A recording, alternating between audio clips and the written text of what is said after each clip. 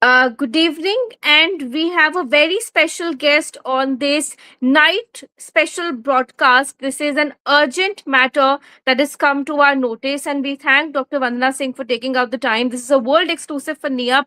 Before she goes live on broadcast media, she has chosen to speak to me because on our elaborate podcast just a few weeks ago, we talked about the AI 171 crash that shook the world on June 12th last year.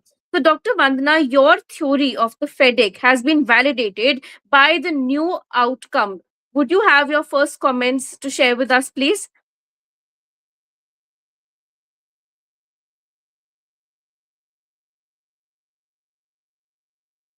Ma'am, you're not audible. Please speak again.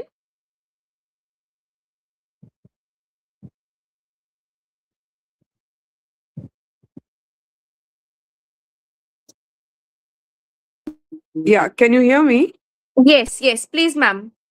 Oh, so basically, I have been very consistent from day one regarding the FedEx logic, regarding the fact that this is a FedEx miscommand, FedEx mandated miscommand that has led to a cascading software glitch and an electrical failure that has caused the crash of AI 171 on June 12th last year.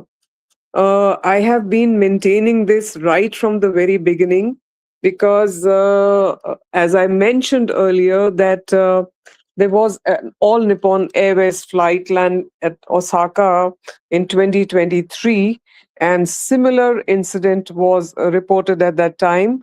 This was, of course, during the landing phase, and the fuel switches simply cut off, imagining that the aircraft was already on ground, whereas it was about 400 or 300 feet away from the ground. However, since the landing and everything was in proper order and everything was cleared, the pilot maneuvered and got the aircraft safely on the ground. This was also 787. Now, in the case of AI 171, I've always maintained that it was not the fuel switches, but it was the command. It was the miscommand here in this case of the FedEx, which is the full authority digital engine control, which is basically the brain of the machine as such, the brain of the entire computer as such, which gave a miscommand and that led to this cascading effect. And ultimately, it is the responsibility of the OEM, in this case, Boeing, to really take the onus from here, because as we speak, there are 1,200 other Boeing 787s flying around the world. And I believe nothing is more paramount than safety and security of human beings, of the equipment, of the crew, of the passengers. So before a double accident happens like it happened for Boeing 737 MAX. In the first case, it was a Lion Air flight that crashed, and the second one, it was an Ethiopian air crash. But when they went deep into the investigation, they realized that it is not the pilot error which was put in the first case, but the MCAS system in this case of Boeing 737 MAX. Then all the 737s were grounded and things were rectified by Boeing. Now, in this case, also, this is pointing towards a FedEx miscommand, and this has been my theory from the very first day. Over to you, Gauri. No, absolutely, ma'am. But you've seen the theory change, when it comes to the report. The report first said that the pilot was depressed and he turned off the switch. Now, and some people still believe that theory. But then now they've come to the fuel switch. But still, the one who really needs to be cornered in and questioned is Boeing. What has been, the Boeing history, and, for raising your concerns against the biggies GE and Boeing, who are of course protected by the US. What have been your personal instances, your personal experiences for actually raising a theory which is now proving to be true? So, firstly, that's an important and an intelligent question, Gauri. The first thing over here is that Oh, Boeing is one of the largest MNCs in the world and is the single largest exporter from the US. It is the biggest as far as US goes, and a lot of entire economy is virtually dependent on such a big industry such as Boeing. The second thing is what really plagues me over here is the fact that 1 year has gone. It is 1 year plus. Now we expect the report to come out somewhere in October.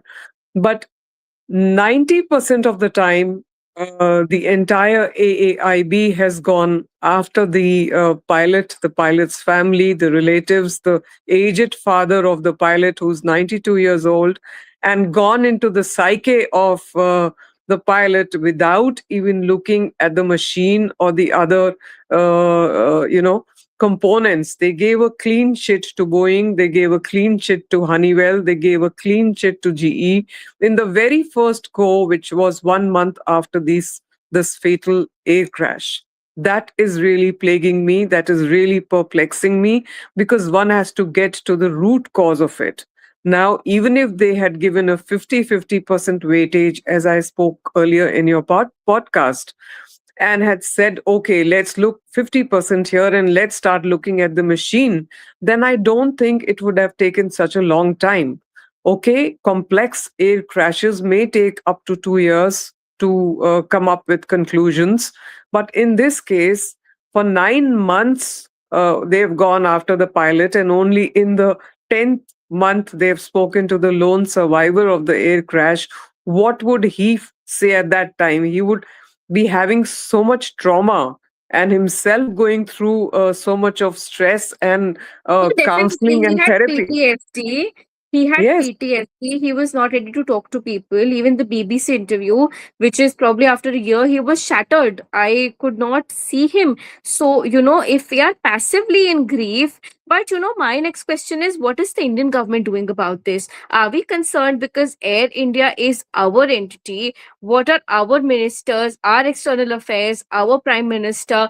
What is the government outtake on this? Because if somebody from India is standing for the pilots rights, standing for the pilots federation, have the government ever come in touch with you, in this duration?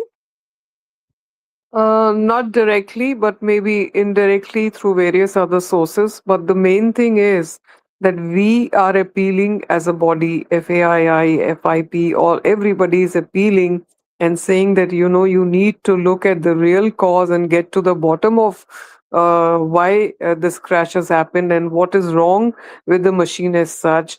You need to look at all the aspects because you're investigating as the AAIB. You have experts there, or you have the right engineers there, or the right pilots sitting over there, then please come up with the right conclusions. This is what our appeal has been. But to my knowledge, so far, not much has happened inside the AIB. And now that the engines have also been sent twice to the US, the first case, why were the black boxes sent if we are a competent, independent, you know, accident investigating body, then why is it taking so much time? So we've been putting this up over and over again, and we are waiting for answers over here. As you know, there are cases that have gone even up to the Supreme Court over here, but we are still told that final report is yet to be out. Now we hear that the fuel switches, there's nothing wrong with the fuel switches. Well, I have never said that there was something wrong with the fuel switch. I have always maintained it was a FedEx miscommand which caused the fuel switches to get cut off. And that is why the pilot was able to relight the aircraft. But yes, in this case, in the case of AI 171, it was too little, too late, meaning it was very low altitude. Otherwise, the pilot would have actually saved the aircraft and the passengers. Whereas the all Nippon flight, they were right because they were safe because they had time to they had just that much distance to cover to land and everything was aligned. In this case, the altitude was too low. Otherwise, the pilot would have saved it. He managed to relight it. So the question is the FedEx. Has anybody looked into the FedEx logic? Is Boeing looking into it? Because accountability has to come out. And all we want is accountability for future safety and for the fact that safe aviation is the safest mode of flying. Over to No, you. of course, ma'am, of course. And I think I need to let you go because you also have to speak to Yes. broadcast. But Yes. this is very, very important. And we thank you very much for giving us this world exclusive. And we hope that, we have the right voices and the right jurisdiction to come to a conclusion. Thank you. Thank you so much, ma'am.